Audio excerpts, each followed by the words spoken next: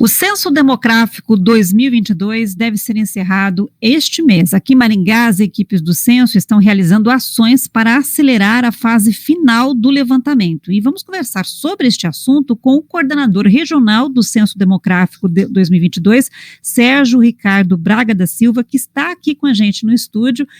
Olá, Sérgio, tudo bem? Boa tarde. Olá, boa tarde. Prazer estar aqui. Essa entrevista está sendo transmitida em 95,5 FM e também pelas redes sociais da CBN Maringá. Sérgio, explica para a gente que ações vão ser realizadas aí nessa fase final do censo.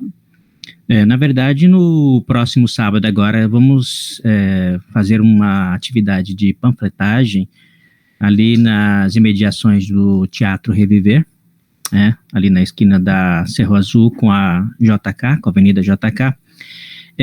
Na verdade, estamos na fase final do nosso trabalho do censo, na região, no Brasil inteiro, e essa atividade de conscientização das pessoas é justamente para tentar atingir aqueles domicílios que a gente ainda não conseguiu fazer a entrevista. A gente tem um quantitativo importante de domicílios sem entrevistas, isso em todas as cidades do Brasil, algumas mais, outras menos, mas temos em todos os lugares, e é importante até para a qualidade da pesquisa que um número mínimo possível de domicílios fique sem entrevista. Então a gente tem que conseguir fazer o máximo possível de entrevistas nos domicílios. Aqui em Maringá você tem um número de domicílios que ainda não foram pesquisados? Tem sim.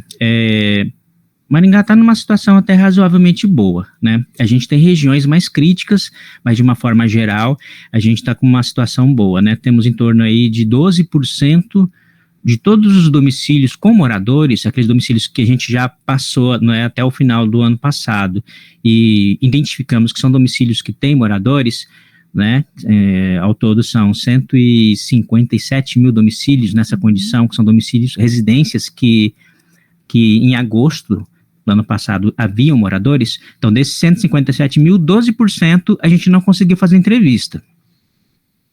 Dá em torno aí de 19 mil domicílios sem entrevista, mas 12% não é um número assim tão alto em relação a algumas capitais brasileiras e algumas cidades do mesmo porte de Maringá, que chega a atingir níveis de 20%, 25% de domicílios sem entrevista, Mas assim, ainda é um número alto a gente comparar algumas cidades aqui da nossa região, que a gente tem 1% apenas, 2% das casas existentes com moradores no município sem entrevista. Então, nessa região que a gente vai fazer uma atividade de panfletagem no sábado, por exemplo, é uma região que está com um índice muito alto, que é ali na região do Jardim Novo Horizonte, compreende ali a Zona 17, então aqueles bairros ali entre a Avenida JK, Cerro Azul, até a Nildo Ribeiro, aquele quadrante ali, a gente tem aproximadamente 600 domicílios sem entrevista, uma região relativamente pequena, com um número relativamente alto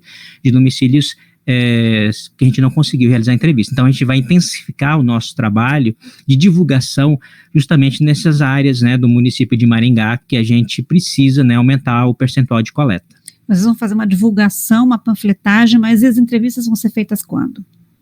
As entrevistas, essa atividade de panfletagem, a gente vai distribuir material com um número que as pessoas que ainda não foram entrevistadas, os domicílios que ainda não tiveram visita do recenseador, entrevista com o recenseador, vão poder ligar e agendar a entrevista. A gente sabe quais são esses domicílios que não foi feita entrevista, Porque apesar de a gente não ter conseguido realizar a entrevista nesses domicílios, eles já estão cadastrados na base do IBGE. Porque o nosso trabalho, como ele é feito com uma sistemática, de deslocamento ordenado, a gente sabe, por exemplo, a gente já fez o cadastro de todos os domicílios de todas as cidades aqui da nossa região. A gente já sabe quantos domicílios tem. Então, a gente vai direto nesse domicílio que não tem entrevista. A gente não passa tudo de casa em casa, A gente sabe exatamente onde estão esses domicílios que a gente não conseguiu fazer a entrevista. Então, a gente tem até o final do mês para conseguir abrir esses domicílios, que a gente chama abrir, que é conseguir fazer a entrevista nesses domicílios. E o censo está atrasado por causa desses moradores que ainda não foram entrevistados? A gente não pode colocar a culpa nos moradores, A gente teve uma série de fatores que influenciaram e determinaram o atraso do censo. Foi um censo bem atípico, O IBGE realiza censos desde 1940. né, e foi a primeira, assim, pela minha experiência, né, 17 anos de IBGE, né, a primeira experiência de censo, né, que teve tantos acontecimentos, assim, conjuntos, né, que impactaram o atraso do trabalho, né, a questão das eleições, ser um ano eleitoral 2022, a questão da Copa, né, a dificuldade que nós tivemos de contratar pessoas no número suficiente para realizar o trabalho, né, e assim, teve outros fatores técnicos de problemas nos sistemas, então tudo isso culminou, né, de a gente chegar no final do mês de outubro, que era o prazo previsto para realizar o fim do trabalho, e não tínhamos ainda nem a metade do trabalho pronto, né, porque originalmente todos os censos que o IBGE realiza, eles são feitos para terminar com 3 meses, né, e foi assim, né, desde quando começou o censo, né, desde aquelas épocas que o censo era feito no papel, né, então a gente tem um atraso por vários fatores, né, e a gente vai terminar, vamos ter que encerrar o trabalho agora no final do mês de abril, né, e a gente ainda vai ficar assim com algumas coisas, né, para alguns números assim não falar assim, fechou 100%, né, dos domicílios, não fechou, vamos ficar ainda com alguns domicílios sem conseguir entrevistar, até porque está bem longe a data de referência, né, a gente não chega no domicílio e pergunta quantas pessoas moram naquela residência, a gente pergunta quantas pessoas moravam naquele domicílio no dia 1º de agosto, é a data de referência, e acontece que a gente chega no domicílio e a pessoa fala assim, eu não morava aqui no dia 1º de agosto, né, eu mudei para cá no final do ano, e a gente não entrevista, né, então a gente, à medida que vai se afastando da data de referência, vai ficando mais complicado fazer as entrevistas do censo, né, então a gente tem que dar um termo, né, tem que terminar o trabalho, mesmo que a gente não consiga concluir 100%, mas estamos fazendo o possível para que fique o mais próximo possível aí do número mínimo, que é aceitável para, estatisticamente, ter um trabalho de qualidade. E se as pessoas que ainda faltam ser entrevistadas não ligarem, não entrarem em contato para agendar até o fim do prazo, então elas vão ficar fora? A gente está fazendo um trabalho ativo também de visitar as casas, né?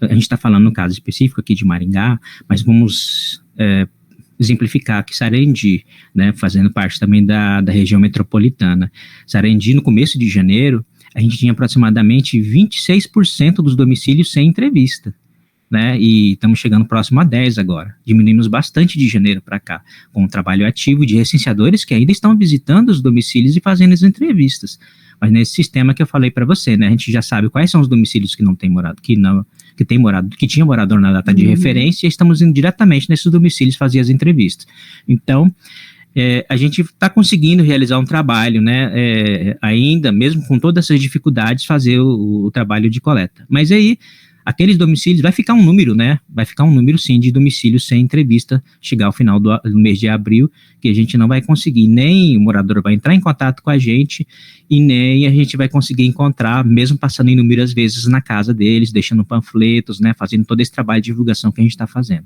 Tem uma previsão de quando os dados serão divulgados?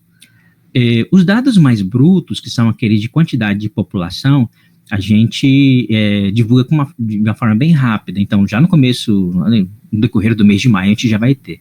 Agora, tem aqueles dados que precisam de uma tabulação assim, mais detalhada. Por exemplo, cor e raça, tempo de deslocamento, trabalho e casa, necessidades especiais, como, por exemplo, a questão da cor das necessidades visuais, auditiva, a questão do trabalho e do rendimento das famílias, então precisa assim de uma tabulação maior, então ao longo de 2023 é que esses dados vão ser divulgados, não vai ser já no mês de maio provavelmente, mas assim, quantidade de pessoas por município, né, e faixa etária, são os primeiros dados que são divulgados geralmente quando a gente conclui um censo. Então tá, só para encerrar esse final de semana, então, ações realizadas pelo censo para estimular que as pessoas participem, né, aquelas que ainda não foram entrevistadas. Exatamente. A gente está realizando esse trabalho de divulgação justamente para dar uma visibilidade e deixar a população consciente de que o IBGE ainda está fazendo o censo, né? O censo chama-se 2022, né? Que era para ter sido em 2020, né, depois de 2021, né, 2022, estamos em 2023 ainda tentando terminar o censo. Então, para que a população fique consciente, né, os licenciadores estão ainda na rua fazendo as visitas, né, que não estranhem, desde que eles estejam corretamente identificados, conforme, né, a gente já divulgou várias vezes, né, colete, crachá, né, o equipamento azul, Então, para que as pessoas saibam, né, e aqueles que ainda não foram entrevistados, né, recebam um recenseador do IBGE e dê entrevista para a gente conseguir ter os melhores dados possíveis para a realização do nosso trabalho. Tem gente que não entende direito qual é a importância do censo, mas é um levantamento, um dado muito importante para o país. É importante. Veja só, o dimensionamento da quantidade de vacinas, por exemplo. Como é que a gente sabe dessa informação? Com os dados do censo que o IBGE realiza, através, por exemplo, da estratificação de faixa etárias. Quantas pessoas de 0 a 5 anos moram em tal bairro? Né? O dimensionamento, por exemplo, também da infraestrutura escolar de um município, até mesmo de um bairro. A gente só sabe quando a gente tem os dados do censo. Até mesmo, por exemplo, informações atualizadas de GPS, de mapas, né? Através de aplicativos que usam o GPS como base, são utilizados com os dados do censo. Então, é uma série de dados aí que a gente pode ter com os dados do censo. E um dado que os prefeitos ficam sempre de olho para o fundo de participação dos municípios, né? A população, né? Para recebimento do fundo, né? O FPM, né? O Fundo de Participação dos Municípios é o dado, assim, o que mais é conhecido, né? Que mexe com o bolso, né? Das prefeituras, grosso modo, né? Então, está diretamente relacionado. Mas não é o principal, assim, em termos de importância, né? Assim, imediatamente sim, né? Sim. Os gestores, eles têm mais em conta esse dado, porque ele impacta diretamente, inclusive, dependendo da quantidade de pessoas, né? A diferença pode ser de milhões de reais repassado da União para o município, né? Mas tem outras informações importantes também, por exemplo, se o gestor não souber a quantidade certa de pessoas de faixa etária X ou Y em determinado bairro, ele não vai conseguir saber dimensionar corretamente escola, creche, UBS para aquele local. É isso mesmo. Muito obrigada pela entrevista, pela participação aqui no CBN Maringá, segunda edição. Um ótimo dia. Obrigado. Nós conversamos com Sérgio Ricardo Braga Silva, que é coordenador regional do Censo Demográfico 2022 e nos falou sobre as ações que vão ser realizadas pelas equipes do censo nesta reta final da realização do levantamento.